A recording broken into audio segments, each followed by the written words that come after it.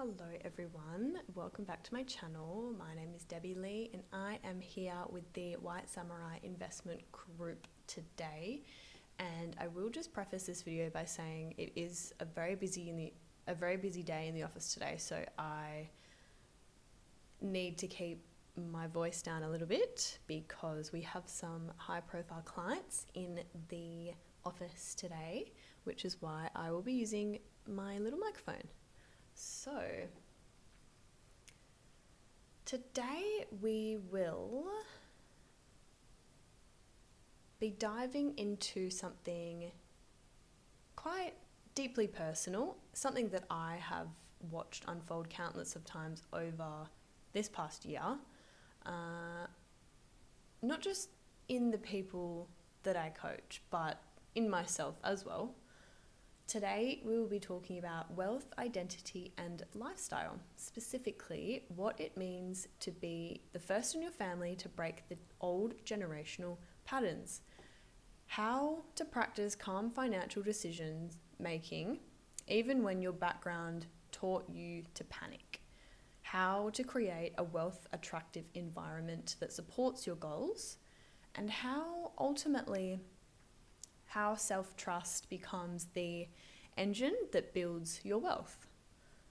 So, over this past year working inside the White Samurai Group, I have been exposed to hundreds of people who come from backgrounds just like mine. Working class, middle class, first generation breakers, dreamers, people who weren't raised around money or investments or assets or like talking money at the dinner table especially. Instead, we grew up around hard work and sacrifice and bills being juggled and adults who were doing their best with what they knew. And when I tell you those early environments shaped our identity around wealth, I mean it. Like, your childhood normalizes survival mode.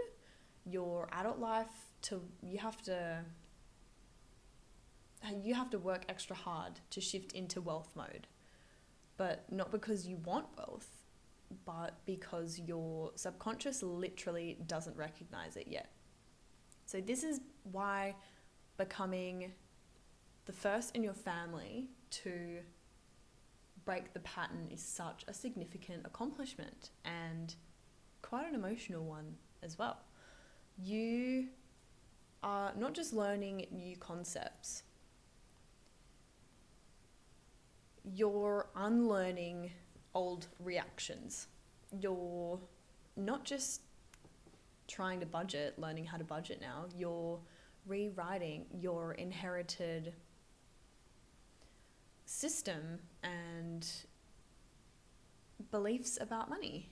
You're not just investing, you're calming a nervous system that was trained to fear the unknown. And I've seen the emotional weight of that, how choosing to break the pattern means sometimes feeling guilty for wanting more than what your family had, or feeling misunderstood when you're trying to grow. You almost feel like you're stepping away from the identity that you were handed. I've watched students, traders, and just regular everyday people come into our space and they feel very overwhelmed, unsure of themselves, and also lacking a lot of confidence. But the moment you start to shift your identity, your self-image, something crazy happens. You stop seeing wealth as something reserved for other people. You start believing that you can change your system, the system, and your identity shifts, your lifestyle follows. Your habits, your environment, your standards, your mindset all upgrade to match the person that you're becoming. What was the hair in my mouth? Another huge thing that I've seen over this past year is that the truly wealthy people make decisions very calmly. Their stability doesn't come from how much money they have. It comes from their emotional regulation around money. And trust me, that is a skill. You have to learn it. It's learnt. When you didn't grow up financially stable, your default response is urgency or panic, or you're like in scarcity mode. But as you grow, you learn that wealth is built through quiet confidence, not emotional reactions. And finally, the biggest transformation of all is self-trust. If there was one thing that I wish I could download into everybody's working class brains, is that self-trust is wealth. The more you trust your judgment, the more that you trust your consistency, your ability to learn, the faster you build financial freedom. I've seen people make millions, not because that they were born into it, but because they trusted themselves enough to stick to the long-term system. So today, let's break this down step by step and explore how your wealth identity shapes your lifestyle, your decisions, and your financial future.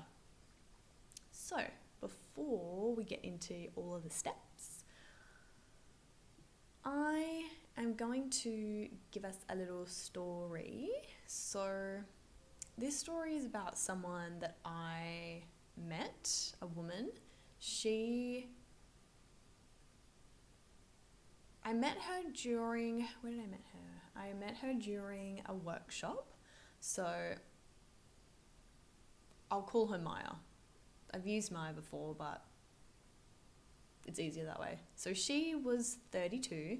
She was a single mother and she was working 2 jobs. So if you haven't been in any of those situations, you best believe it's a hectic one. She was barely finding any time to literally breathe.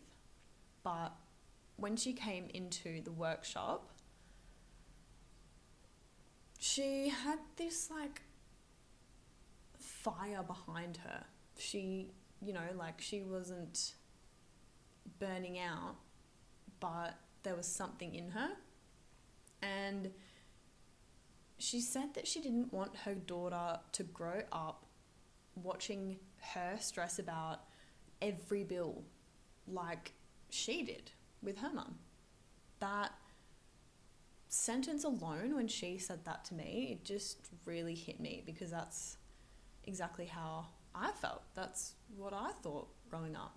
Why does it always have to be like this? Every single paycheck, every single bill, it's oh, there's another bill. I hope I've got money to pay it.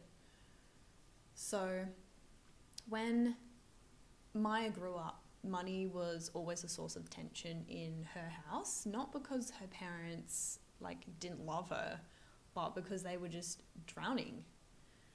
When she told me her story, she said something very powerful. She was like, I didn't grow up around wealth, I grew up around survival. And when you grow up around survival, you normalize all the chaos. You normalize financial anxiety. You normalize reactive decision making. So we'll fast forward to her adulthood, and Maya found herself repeating the same cycle.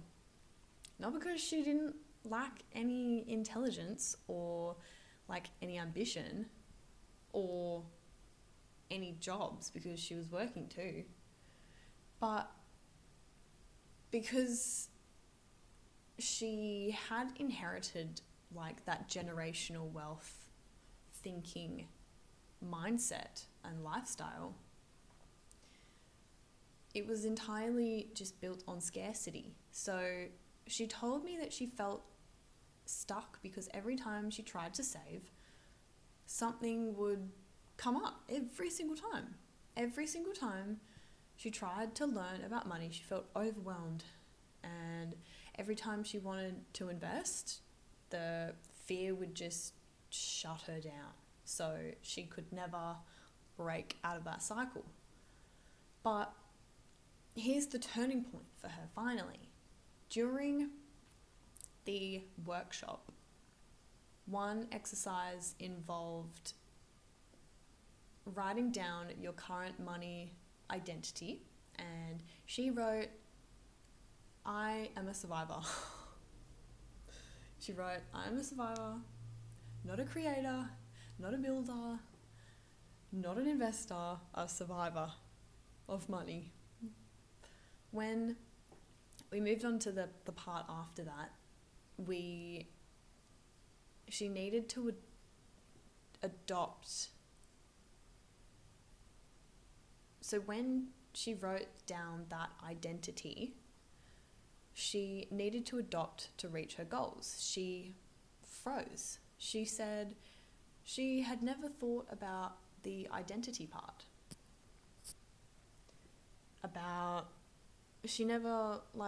She would always focus on the what part of money. So she had to save more, work more, try harder, but she never realized who was the real barrier. She took her time, she really just sat with it, and she finally wrote that she wants to become the first wealthy woman in her family. So there was a silence afterward because she did start to cry, but not because she was sad, but from the realization that she allowed herself to want that. And that was the first step that she took that was really huge on her own financial freedom journey. So over the next few months that I spent with her / she spent with us, she implemented system after system, and she learned to regulate her emotions around money. She started journaling her decisions instead of making reactive ones, changed her home environment to support her goals. So she created a quiet little money corner where she reviewed her finances weekly, and this was the biggest one, physically, just carving out a little space. So whenever she put herself in that space, it would, create some familiarity in her brain, and that would be her actively thinking about money. So she started to trust herself, finally, and something shifted within her. She began making decisions way more calmly with a lot of intention, and she started saving consistently for the first time in her whole life. She built an emergency fund, and she learned the basics of investing. She upgraded her environment. She set multiple boundaries around spending. She learned to say no to emotional purchases, and within a year, she came back and she said to me, for Deb, she was like, "Deb, for the first time, I don't feel like I'm surviving. I feel like I'm building." And that's what all of the work that she'd done had come to. She felt that she was finally that person that builds wealth. And that's what identity does. It transforms your financial life from the inside out. It allows you to become the first person in your family to create new habits, new patterns, and a new future, a new reality. And if Maya can do it, trust me, if I can do it, you can do it. So that brings us to topic number 1, being the first person in your family to break the pattern. So these are all the steps today. So we're starting at the top, number 1. So being the first person in your family to break a generational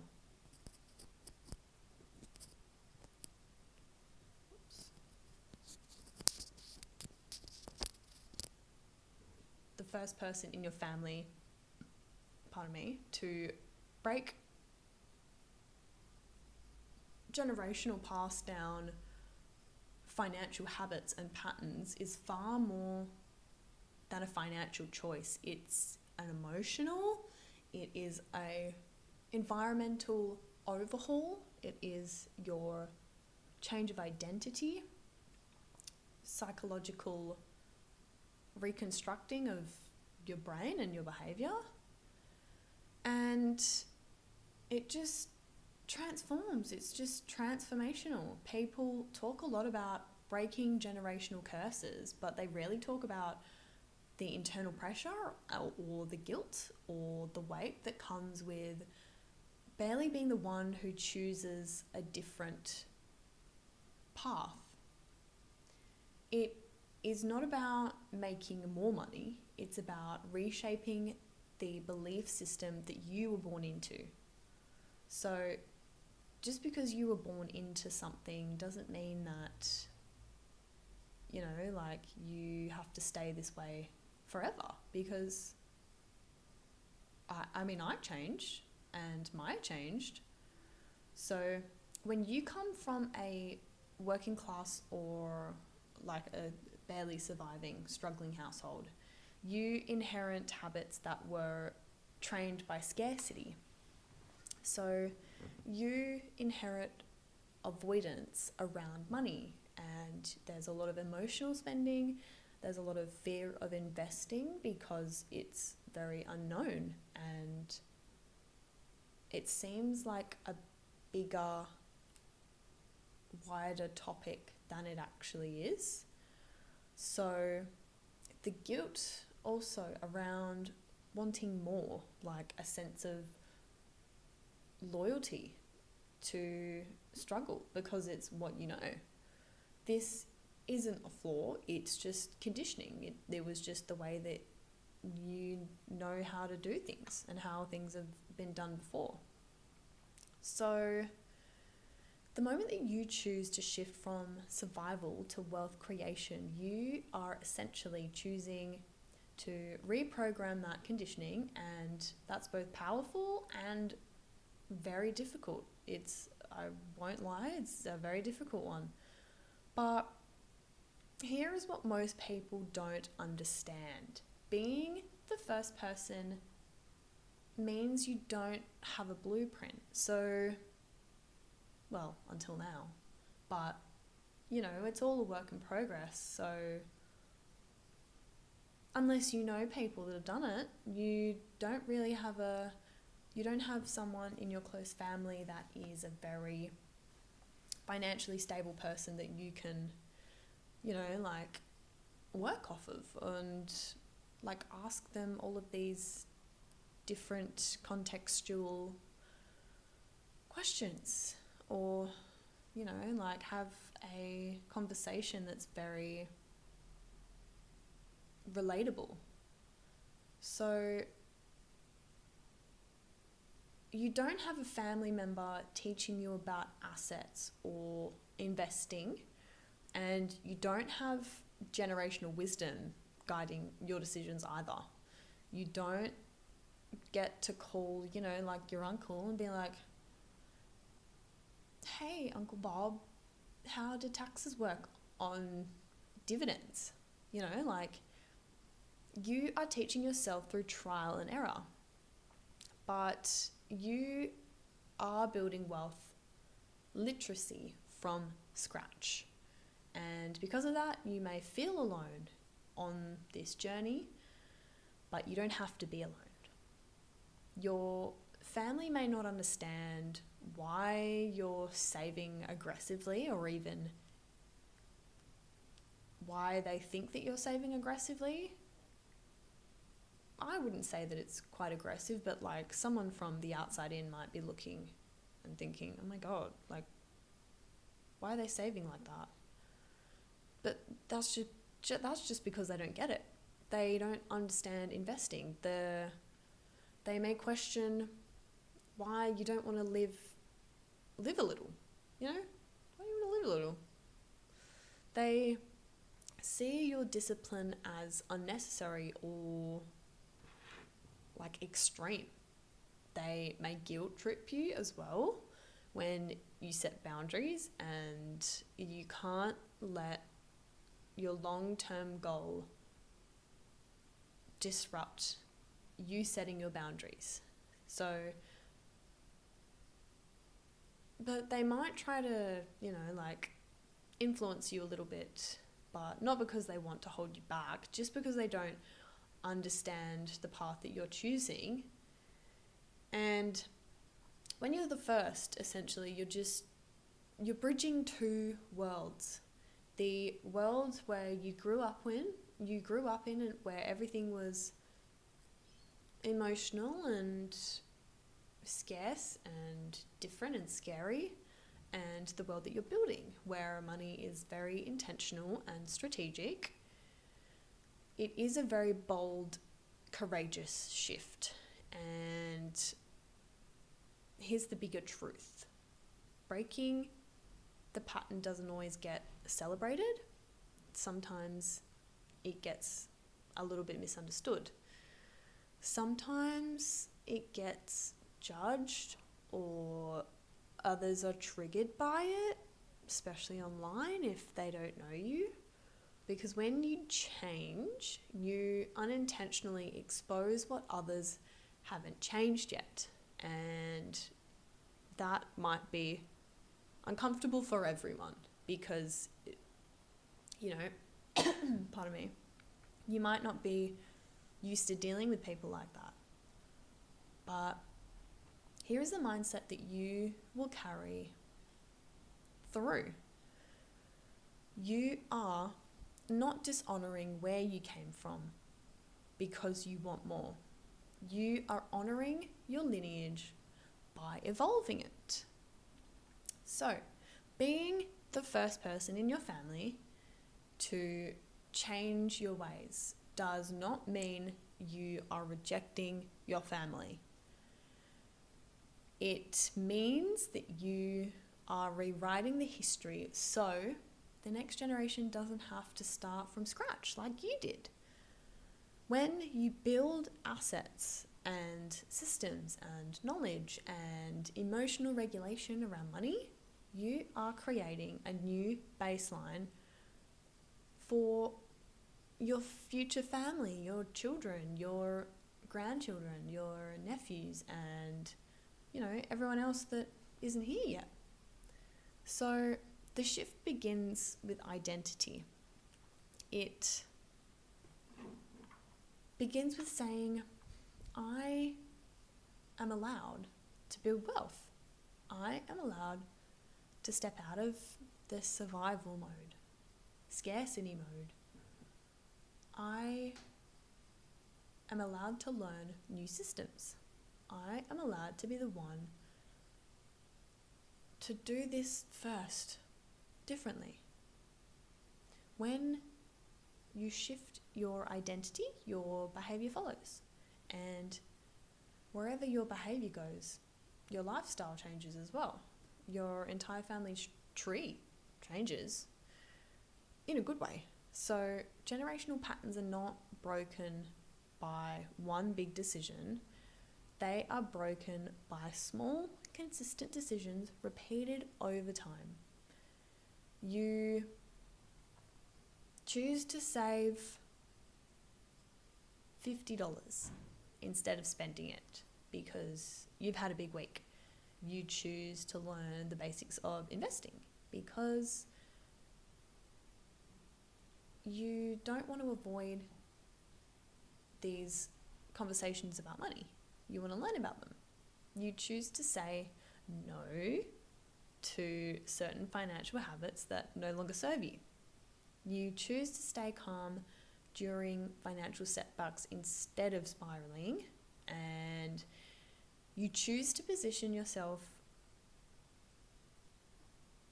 in environments that normalize wealth and not chaos. So every time you choose differently, you teach your nervous system, this is who we are now. Every time you stay committed, you weaken the old pattern. Every time you push through self-doubt, you strengthen your new identity. So being the first is not easy, but it is transformational. And you can't transform yourself by feeling comfortable. So it is a very uncomfortable but worthwhile transformation. And the truth is, someone in every family is chosen to be, the pattern breaker, the rule breaker. Someone becomes the example. Someone becomes the possibility. Or they become the proof and the evidence that it is possible to get out of the situation. So if you're listening to this and you're like, it's quite interesting, and if it feels like you, then let me know in the comments. So, calm financial decision making. One of the biggest differences I've observed between wealthy people and the working class is not just by how much money they have and, who's got the more money. It's the way that they think about money. Wealthy people operate from a place of calm strategy with, long-term thinking. The working class people, through no fault of their own, operate from urgency and fear and scarcity and survival. This is why calming your financial decision making is one of the most crucial steps that you must develop if you want to build wealth. So let's break down why calmness matters. When you grew up in a household where money was inconsistent or unpredictable, your nervous system learns to respond to money with tension and, fear and anxiety. So bills cause stress because, oh my god, I didn't account for that bill, and now it's going to come out of my money, and I've only just got enough money to last me until next week. Unexpected expenses are panic inducing. Financial conversations are quite anxiety inducing. So even as an adult, even when you have more control, the emotional patterns remain. You may do some of these things. So you may panic when something goes wrong. You avoid looking at your bank statements. That's a big one. I used to do that. Make impulse purchases to soothe stress. You might react emotionally to financial setbacks, or you overwork yourself out of fear of being financially unstable. So these aren't personality traits, they are survival responses, and survival responses and wealth rarely coexist. So You can't build wealth if the nervous system is constantly in activation. If everything's always stressed all the time, nothing's, going to sink in and work properly.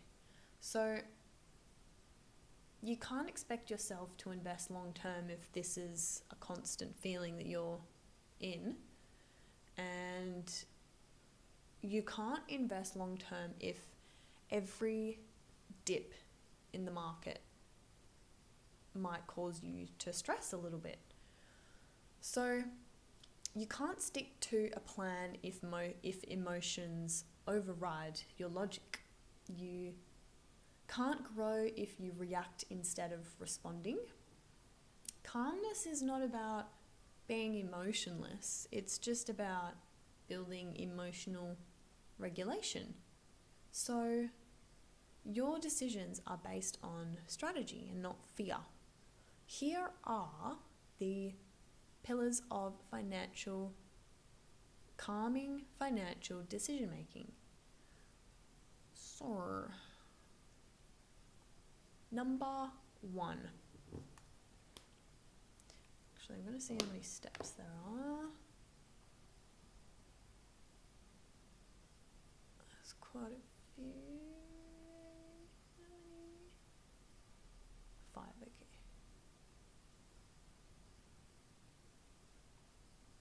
So, there's 5 steps. So,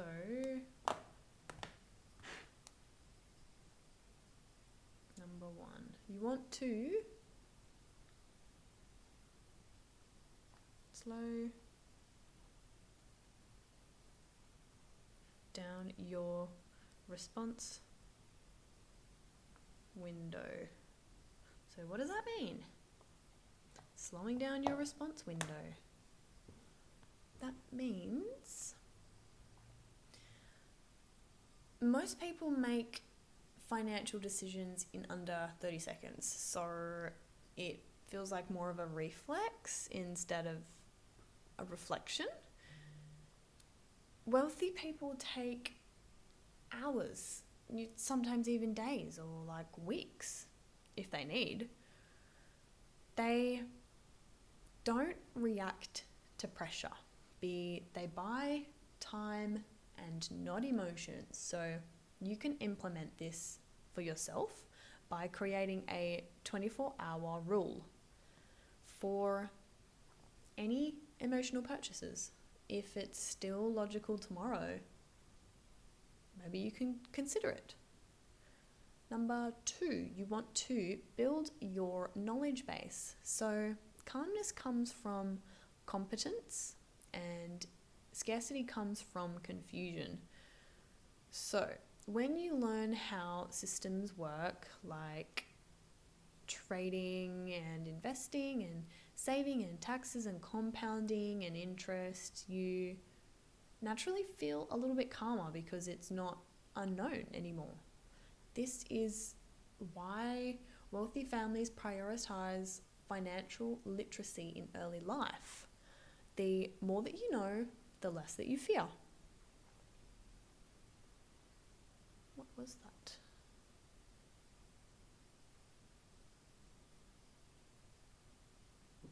Okay, so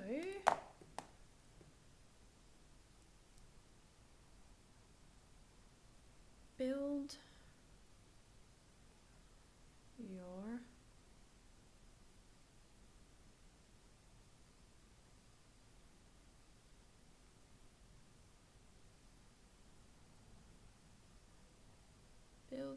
your knowledge. So, number 3. You want to use numbers and not feelings to guide decisions.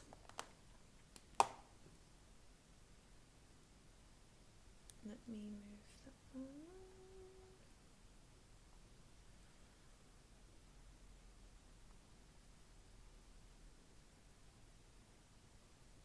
Numbers, not feelings. So that one sounds a little bit obvious and to the point. So numbers don't panic. Numbers don't catastrophize, and numbers don't react emotionally. They're just numbers. So every financial decision should come back to the data.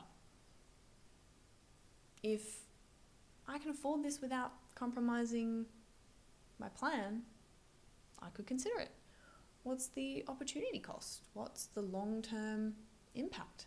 Does this align with my wealth identity? So the next one, you want to create systems that reduce emotional pressure.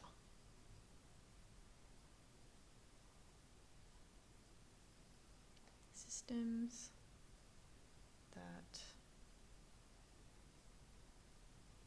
reduce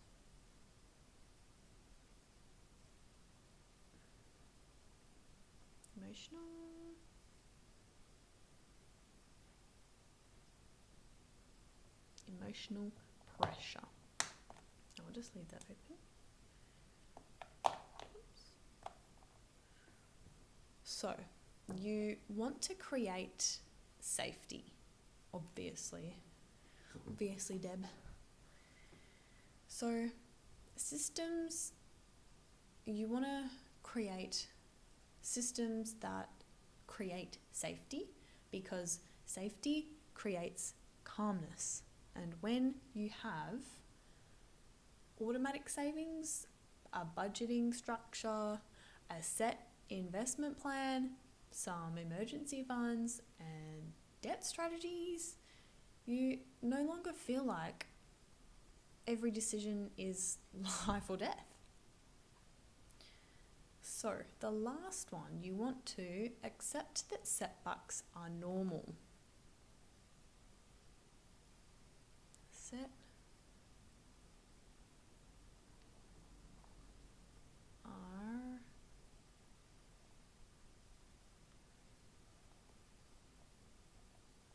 normal.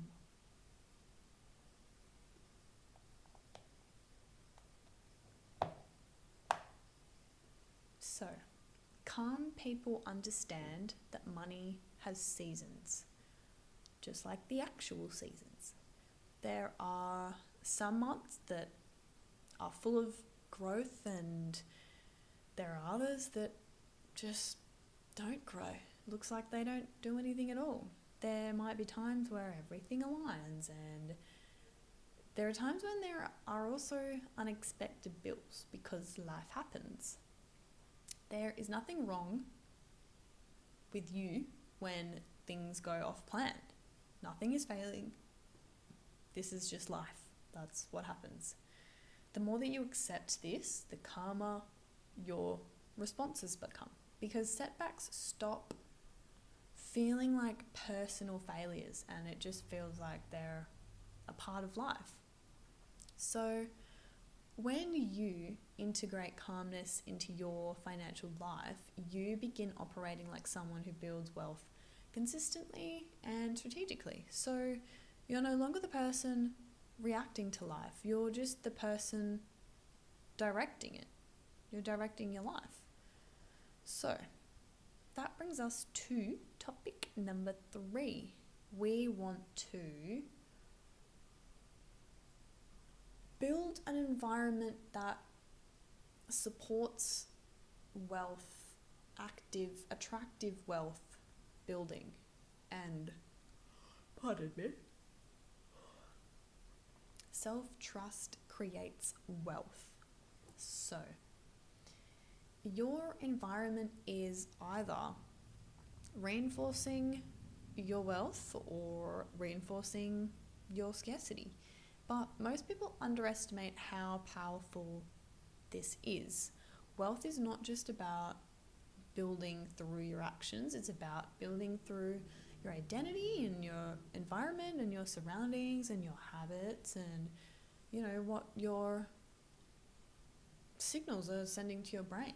If your environment is like so chaotic and like unstructured and like there is clutter everywhere and everything is like inconsistent or noisy or filled with so many temptations, your nervous system just can't stay in a stable position. It just is always in activation mode. It's always like going. So that makes calm decisions. That makes calm decision making very hard, and consistency is like so impossible. So think about the environments that wealthy people create around them. They have clean, very organized, intentional, structured, supportive, and, like everything like that. But they don't do it because it just looks pretty. They do it because it shapes their environment. If you go to the grocery store and you buy a bunch of junk food for your pantry, and then you come home and you're like, oh, I need to eat really healthy, but there's no fruit or vegetables, or whole foods in your house. So obviously you're going to eat the junk food because you're still hungry. So here is how to build wealth attractive environments, even if you're just starting small. So you want to create a quote unquote money corner. So this is a dedicated space where you review your finances, you want to track your goals, you journal your decisions, you plan your week or your month ahead, you reflect on your self-trust. So it can literally just be like a little tiny desk with a chair, or it can just be like a chair somewhere, or you want to, maybe you want to put it outside so you're sitting in the sun with sunscreen, or you put it next to a window so you've got, the birds outside, or whatever it may be, near your kitchen counter or something. So it just matters that it becomes that kind of energetic home of your wealth building. So you want to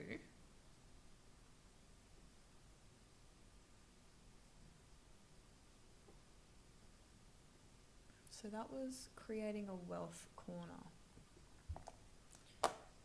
So number 1,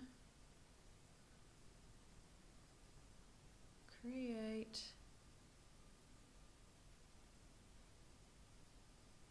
wealth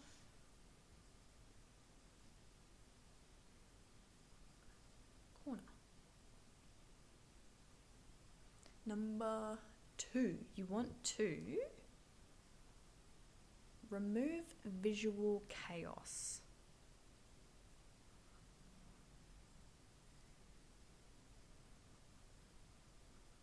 No, visual chaos. So, all of the clutter adds to your stress levels, and then your stress levels add to your reactivity, and your reactivity adds to poor decision making. So a wealth attractive environment doesn't need to look expensive. It just has to serve your goals and, lets you function as you want to be, because it's that intentional space. When your space is clear, your mind is also clear. So that also reduces emotional decision making. So number 3, you want to surround yourself with reminders of your identity.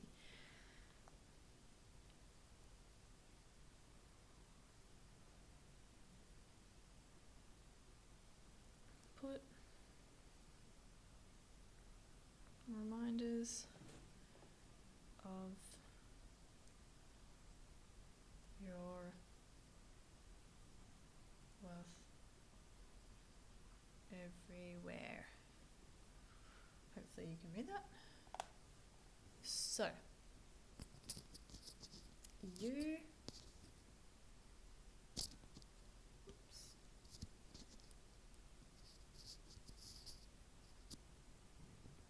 you want to put in visual boards or wealth affirmations on the mirror when you go and put your makeup on, or you go and like wash your face in the morning or something.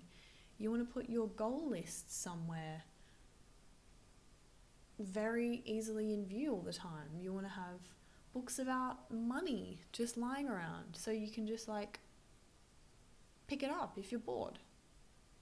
Or you want to just have like screenshots on your phone. If you look at your phone all the time, you want to have all of these places that you frequent, you want to put up visual reminders in your environment so you're constantly reminding yourself of who you're becoming. So number 4, you want to normalize wealth in your sensory world. So you want to add podcasts to your drives in the morning or the afternoon. So even if you're not like actively doing anything, you can still just create this education.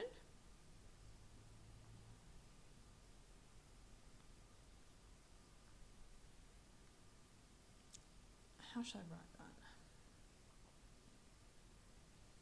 Put wealth in listening world. So you want to like, if you're on YouTube right now, you're watching you're watching a video about money. You want to watch more videos about money. You want to watch videos about investing, something specific about investing, something overall about investing, how you can help your friends and family get into investing, like all different avenues, podcasts about what to do with your money or not to do with your money, or like anecdotes of all these other people. So you want to also follow people that inspire you instead of draining you. You are training your brain to see wealth as familiar and not foreign. So let's talk about the most important part of your financial freedom journey, self-trust. So every single person I have met who has built real wealth had one thing in common, all of them. They trusted themselves even when they were scared. Self-trust is wealth because without it, you abandon plans very easily. You get influenced by other people's opinions. You don't stick to systems long-term enough. You doubt your ability to make progress. You sabotage your own momentum. So self-trust is built through consistency, not through perfection. It's built through keeping small promises just to yourself. You don't need to scream it from the rooftop, because when you trust yourself, you stop needing validation. You stop waiting for permission. You stop outsourcing your financial decisions to fear. So self-trust is the moment that you can say, I can handle this, finally. I can learn this. I can actually commit and actually like follow through with it. And the moment that that identity becomes real, wealth will follow. So I would just like to say, should I put that in? No, that's okay. So If you have gotten this far and you really enjoyed this video and this topic, and if you're ready to shift from survival mode to wealth identity, White Samurai Investment Group is here to support you every step of the way. We teach you the systems wealthy people use, the emotional discipline required to stay consistent, and the long-term strategies that help everyday working class people build real financial freedom. You don't have to guess. Let us guide you. And as we discussed today, we explored what it means to be the first in your family, to break generational patterns, how to develop calm financial decision making, how to build a wealth attractive environment, and why self-trust is the foundation of long-term wealth. Your identity shapes your financial life, and when you upgrade it, your entire future shifts. Thank you for making it this far, and please don't forget to like, comment, and subscribe to my channel where we discuss topics on financial freedom, and please check out the White Samurai Investment Group for all of your nitty-gritty questions or your queries, or you can leave a comment, or you can message myself or the White Samurai Investment YouTube if you want to as well. And we will do our best to help you. And thank you. Bye.